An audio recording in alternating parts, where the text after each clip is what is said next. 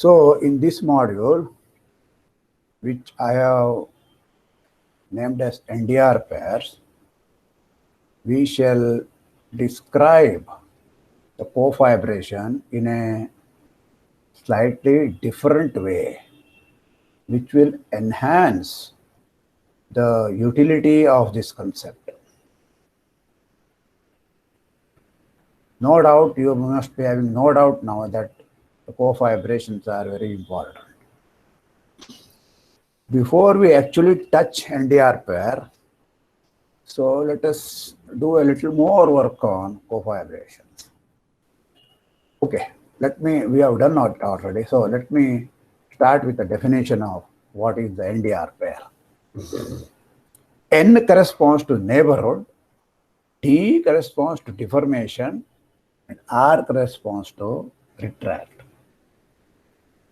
An NDR pair is a topological pair XA, okay, satisfying a number of conditions.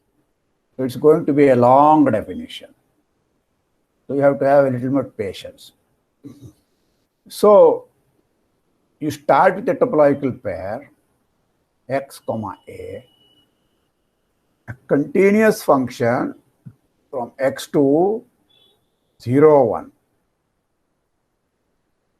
and a homotopy from X cross I to X of, with lot of properties. The first property is that A is the exact zero of the function U. A is U inverse of 0. For each point of A has gone to 0 and nothing else. So that is the meaning of A equal to U inverse of 0. Okay, that is the one property of the continuous function here. The homotopy H is identity to begin with. So it's a deformation. Any homotopy which is identity to begin with is called a deformation. Remember that. It is not only deformation, it is identity, it is a constant on A cross I. Each point of A, H of X T is X itself for all T. Okay. So A never moves. Points of A never. A T will go to A itself. And the fourth property is H1, namely when T equal to 1, H of X1 is inside A. So H is a deformation, namely H is homotopy of the identity map to some function from X to A. So the entire of X is folded back into A. Okay? Not an entire of X, but only those points wherein Ux is less than 1.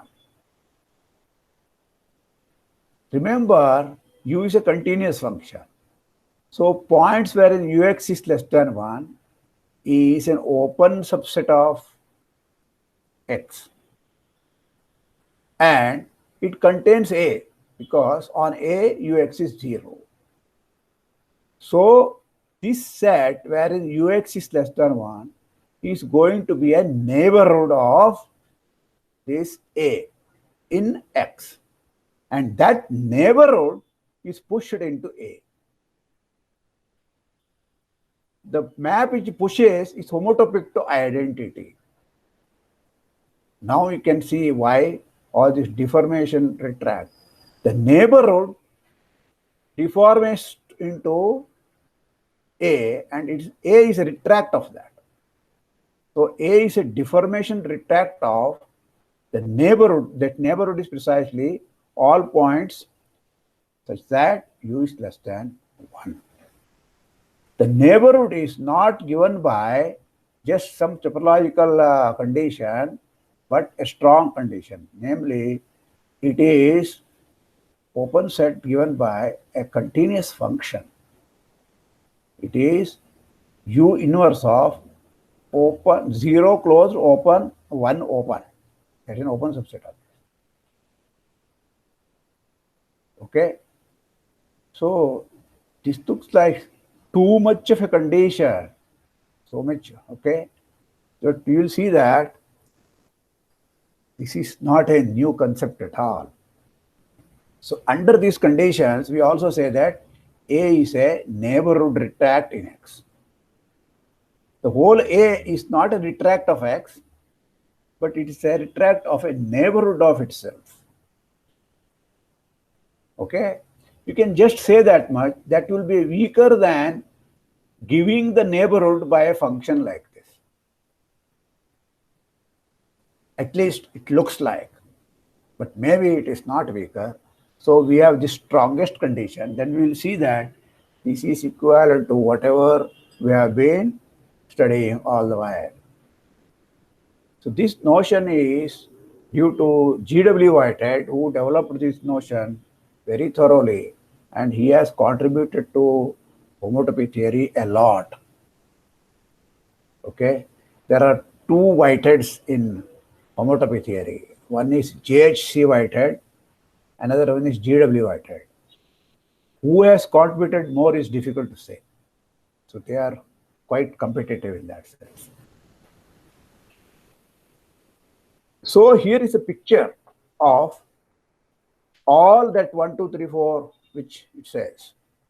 You start with a X here, okay? Then this line, little bit line segment here is A. It's a closed subset. All right? Then you have a neighborhood, open neighborhood here. How is this given? There's a function from this X to 0, 1.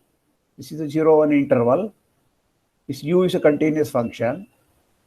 The entire of this line segment here is going to single point 0 under U.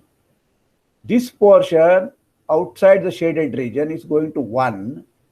That just means that the shaded region here is the inverse image of 0 closed, 1 open under U.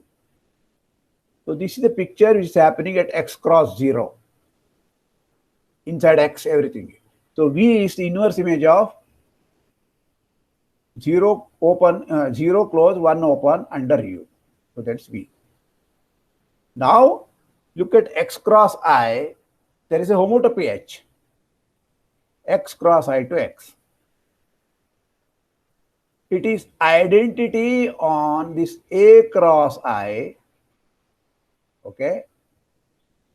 It is identity on X cross 0 on the bottom, this H0, and this entire V cross 1 has gone inside A.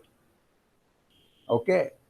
So under this condition, we say that A is a deformation, A is a neighborhood retract in X, or XA is a neighborhood retract, neighborhood deformation retract, NDR pair. Okay. So this is just the definition.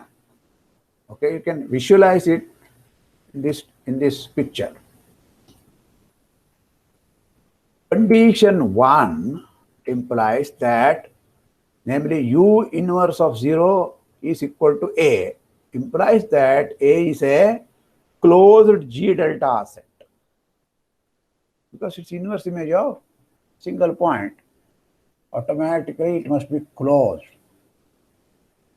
In fact, its intersection of open sets 0 to 1 by n open, take the inverse image, and then take the intersection over 1 by n, all of them. So that is why it is G delta set. That is the meaning of G delta. If you don't know G delta, forget about it. At least you can see that A is a closed subset.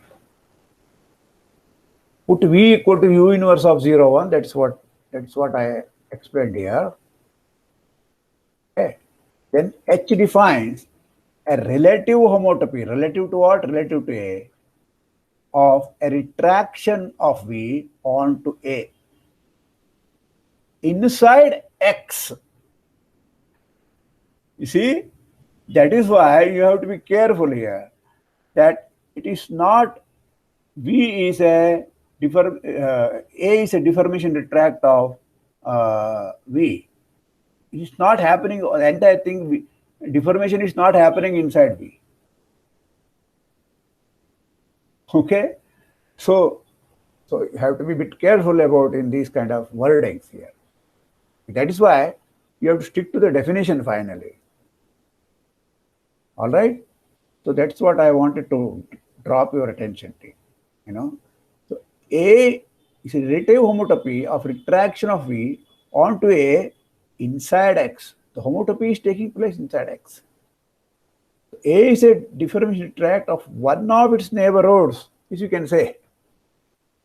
The two of them are homotopy equivalent inside X. Okay? This justifies the name neighborhood deformation retract. The point of introducing this definition is that this is not new. Namely, these four conditions are all equivalent. The last condition is the new definition. XA is NDR pair. What is the first one? A is a covibration. The standing assumption is that A is a closed subset. You start with that one. Then, whether A is a cofibration, X cross 0 to A cross I is a retract of X cross I. This is our proposition 4.1, whatever. We have been using this one. X cross 0 union A cross I is actually a deformation retract of X cross I. This part I used in the previous lecture. Maybe I did not prove it, but now we will prove that one also. So you don't have worry about this one. The last condition is XA is actually NDR pair. So you see, cofibration is giving you all such data, so much of data, and it's equivalent. So just using cofibration, we have to construct all these things. That is the task here.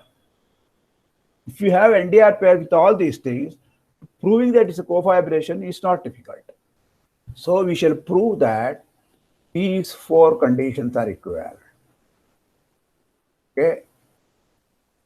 When you have cofibration is such a powerful notion. That is what you will come to know. Nevertheless, we know that it is very common. It is occurring in lots of cases. Only very, very bad cases like comb space, etc., you have to take to get counterexamples. Right? All right. So, proof of this theorem, finally. We have already seen in proposition 4.1, whatever, A and B are equivalent. Okay, this is just a repetition here. So we don't have to worry. A and B are equivalent. Okay. Now I want to prove you C implies B. That is also easy because your deformation retract, it is a retract. So C implies B is also easy. All right. Now we will prove D implies C. Okay. For this you have to do a little more circus. Namely, start with the H that is given by D. H of X, T, S I want to define now, capital H. This H is the one which is given by the hypothesis D. H of XTS, write as H of XS. Change T and S here. Take the second coordinate. Remember, H of XS is where? It is inside X. Okay, this is X cross I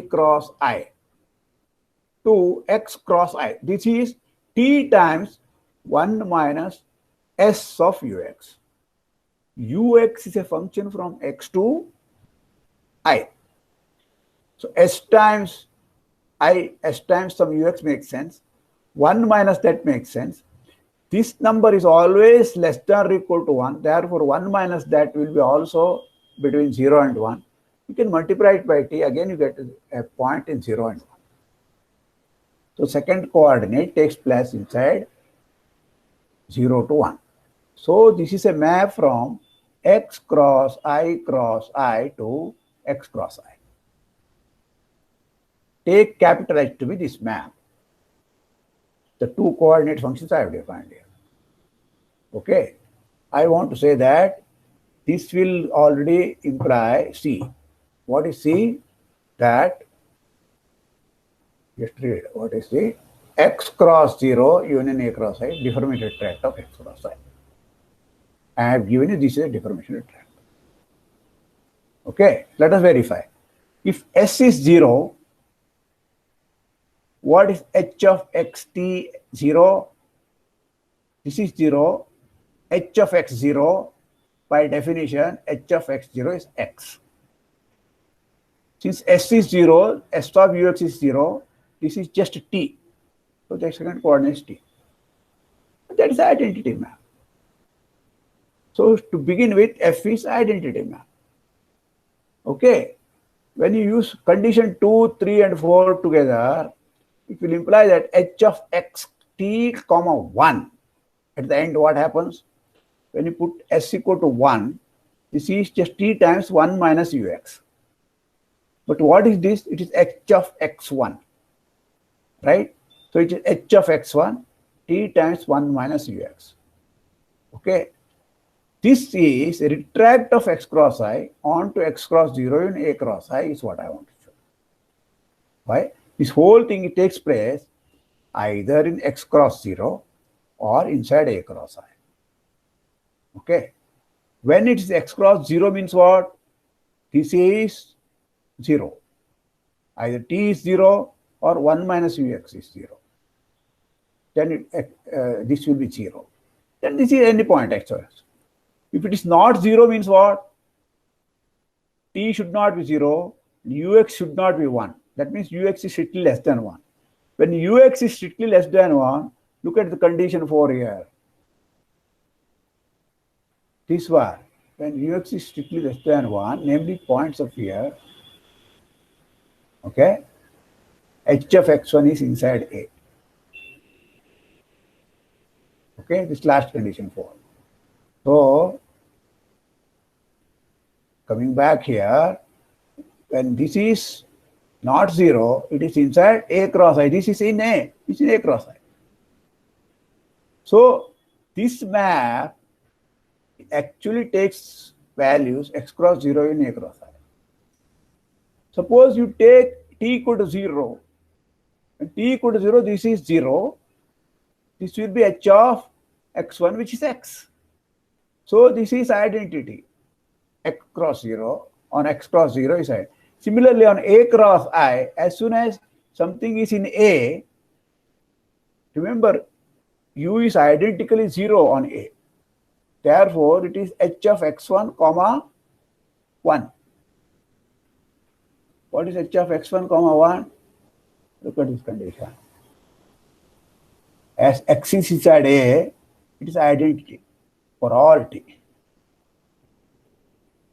Therefore, this is identity on x cross 0. This map is identity on x cross 0 union A cross I. Therefore, it's a retraction. This retraction is homotopic to identity. Therefore, it's a deformation retraction. Thinking of this is something new. And I myself don't know how to explain this one. See, there is a circus here. The third coordinate here, S, has come second coordinate here, x, h of x. Okay. This is something like S into 1 minus S kind of thing. But you are not multiplying by 1 minus S. You are multiplying by S and then subtracting. So these are all quite somewhat weird way of writing. Okay. Of course, Whitehead doesn't explain this one, even this much, whatever I have explained. So I am explaining to the extent I understand this. Okay. So this is quite tricky thing, but more or less, forced on you to, if you are not given this one, by just looking at this and trying to prove what you want to, you will have to come to this map. Okay, so what we have done is D implies C implies B implies A implies B. This much we have done. What we have to show is, actually we will directly show that B implies D. Then the cycle is complete. We don't need this one. If you use this one, it may be easier, it is not. So we'll just assume X cross 0 union A cross I is a retract and show directly that it is NDR pair. Okay? So that is the harder part. To prove B implies D. Okay. So let us denote the retraction from X cross I to X cross 0 and A cross I by R. Take the first projection X cross I to X, P1, put H equal to P1 composite R. So take R and then follow it by a first projection. This whole space is contained inside X cross I anyway, right? So you can take P1 composite R. This H satisfies condition 2, 3 of the above definition. What is condition 2? H of X0 is X. Wherever X0, R itself is a identity. Then when you project it to the first coordinate, it's just X. What is 3? H of Xt is X for every Xt inside A cross I. So when you take R also has the same property. When you project it to first coordinate is X, the second coordinate is T. So that's what we are doing here. Okay. So it satisfies, this satisfies 2 and 3. Okay. So what we have to do is, it remains to prove that this continuous function u from X to I, which is identically 0 on A, okay, and satisfies condition 4, namely the set of points wherein it is not 0 is going inside A by H, by our already H is already defined here. H is defined. So we are adjusting U to suit this H so that condition 4 is satisfied. Even to have a function, continuous function like this, you know, it looks like T's extension theorem, right? You are given the 0 function on a closed subset, entire A goes to 0. You have to extend it. It is stronger than that, namely, I don't want you to have any other zeros, right? So I was a bit skeptical about this till I read the proof.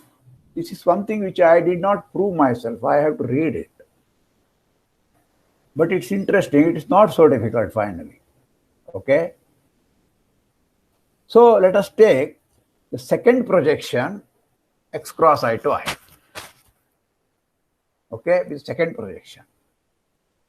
Now for n greater than or equal to 0 integer, let us define a function phi n to be minimum of 1 by 2 power n and the value of P2 composite R of x comma 1 by 2 power n. Remember, R is a function from X cross I into X cross 0 union A cross I. So I can talk about the second projection of that map. That will be an element inside I. So this is some real number between 0 and 1. This is 1 by 2 power n. You take the minimum of that. This is a continuous function. This is a constant. So phi n will be a continuous function. Minimum of two continuous functions is continuous. So I have got a sequence of continuous functions taking values between 0 and 1 by 2 power n, because if something is bigger than 1 by 2 power n, it is 1 by 2 power n here. So it is maximum is 1 by 2 power n. It's minimum of these two, right? So it is taking values in 1 by 2 power n. Therefore, if you take the series summation phi nx summed over n, this will be convergent. Not only it's convergent, it is uniformly convergent for all x. Why? It is dominated by summation 1 by 2 power n, the geometric series. Okay, so Weierstrass dominant convergence theorem tells you that it's uniformly convergent. Once you have uniformly convergent series of continuous functions, the limit function, namely summation, will be itself a continuous function. Okay, so most of our work is done. Now you put ux to be 1 minus the summation of phi nx. To make sure something works, I should multiply it by phi naught of x. So phi naught of x can be multiplied outside the summation also, because this is a common thing. You can take it outside also if you like. Okay. This series is series of positive non-negative terms, so it's absolutely convergent. So you can write this one on this side here also. Or you can rewrite the whole thing, because 1 is equal to summation 1 by 2 power n. Okay, 1 to infinity, 1 by 2 plus 1 by 4, etc. equal to 1. So you write is 1 by 2 power n minus phi naught of x into phi n of x. And then take the summation. So this u can be either defined by this way or defined this way. So it has two formulas. So this formula defines our function u. Why it is continuous? Because summation phi n is continuous, multiplying by phi naught of x is continuous, 1 minus that is continuous. So I have got a continuous function. Okay, each of these phi n x summation is between 0 and 1, because they are dominated by 1 by 2 power n. Summation of 1 by 2 power n is equal to 1. So these are smaller than that. So this entire thing takes place between 0 and 1. So I have got a continuous function x on x, namely this u. Okay. So you have got a continuous function. Now x is inside A. Then look at P2 of r times r of x 1 by 2 power n. X 1 by 2 power n, r of that is identity, is x 1 by 2 power n. P2 of that is just 1 by 2 power n. Okay, go back here in the definition of phi n. Phi n will be now minimum of this, but this is equal to 1 by 2 power n. So phi n of x will be equal to 1 by 2 power n for all points x inside A. Okay. Therefore, ux will be 0. If x is inside A, then okay, P2 itself is 1 by 2 power n. For each n, its summation will be equal to 1. Right? And phi naught is just 1.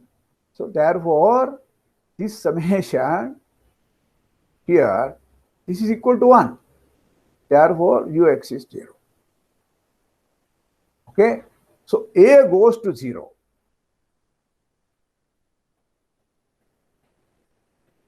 Right? So ux is 0 if x is inside A. Now I have to prove that if x is outside A, then ux is not 0. Right?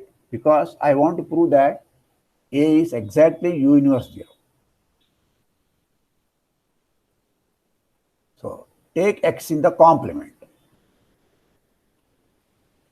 Then r of x0, which is x. Okay, because R is a identity map on x cross 0. but x is inside now complement of C, because x is complement of C. I take it as cross 0. If you take it as, no, cross 0 is not necessary here. X comma 0, if I write, then it's A cross 0. Okay, R of x0 is x comma 0, then it is A cross 0, which is, this is an open subset of x cross 0. By continuity of R, we can choose epsilon positive and a neighborhood V of x inside X such that R of V cross 0 epsilon is contained inside. See, some point is here and it's an open set. Therefore, some neighborhood of this must go inside this set. That's all I'm telling. How does the neighborhood of x cross 0 look like? The neighborhood will be inside X and 0 comma epsilon. This whole thing must be inside AC cross 0. AC is complement of A. But if this happens, if you take n very large, then x comma 1 by 2 power n would be inside here, right? V is a neighborhood of x. This x is fixed here. X is belonging to x minus A. Okay. So x comma 1 by 2 power n is inside here. That means R of that takes values in AC cross 0. What does that mean? P2 of this point is 0. Therefore, phi n itself will be 0, because phi n is a minimum of 1 by 2 power n and that value. Phi n is 0 if n is sufficiently large. So look at this expression here. After certain stage, all these terms will be 0. Okay. Even if you take all of them to the maximum, it will be 1. So most of them are 0 and only for some few of them are left. Sum total, each of them less than 1 by 2 power n, anyway, less than or equal to 1 by 2 power n. Therefore, sum total will never be equal to 1. Okay, that means 1 minus some smaller number. Okay, so it is never 0. It is positive. Therefore, Ux is positive. This proves that 1, namely A is precise 0 set. Okay, so major thing is done. One more small thing is there now. When Ux is less than 1, we have to show that the homotopy Hx1 takes value inside A. Okay, suppose Ux is less than 1. That is, Ux is not equal to 1. That's all you have to. But the first formula for U, this part, it is not 1 means what? Whatever you have subtracted is not 0. Suppose Ux is less than 1, right? It's not equal to 1, means this is not 0, right? So none of this will be something. If phi naught is 0, then the whole thing would have been 0. So in particular, phi naught is not 0, right? So that is what I wanted here. So if less than 1, by formula, this implies that phi naught is not equal to 0. Other things may be 0 or not. Phi naught 0, then the whole thing would have. So phi naught is not equal to 0. The phi naught is not equal to 0, which will imply P2 R of x1 is positive.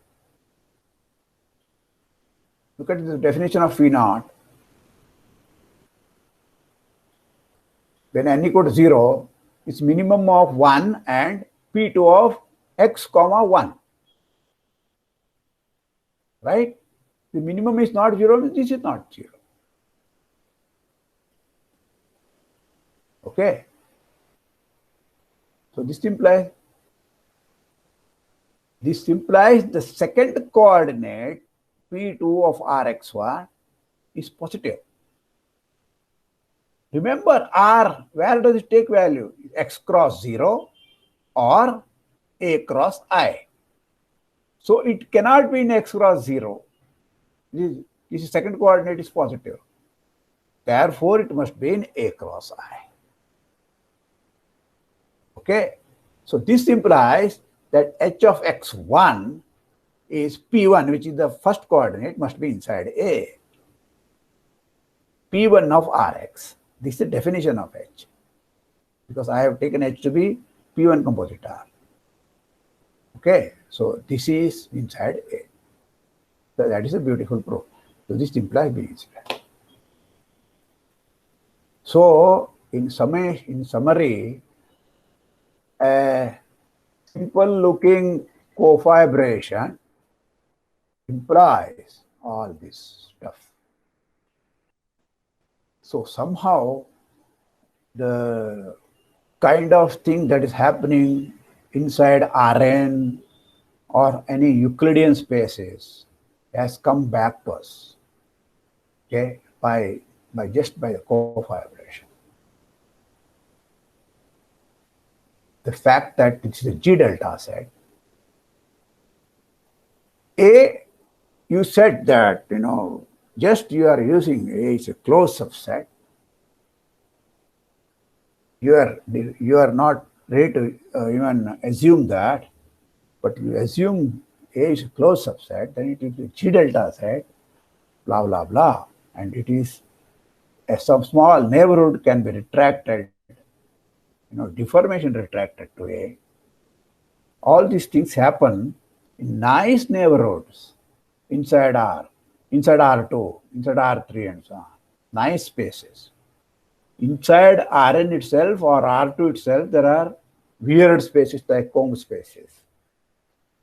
If you look at one of the exercises, zebra, every point is a bad point of the set space, and it is subspace of R2. Every point is a bad point means what? It is not a cofibration. Inclusion map is not a cofibration. Okay? So such things can exist. So this is more or less for us complete, whatever we have planned of homotopy theory. From now onwards, we will study special kinds of things. Namely, we will specialize to spaces which are built up of straight lines, segments, triangles, tetrahedrons, and so on. So that we have plenty of, homotopy, plenty of line segments to join 2 points and so on when they are nearby. Okay, thank you.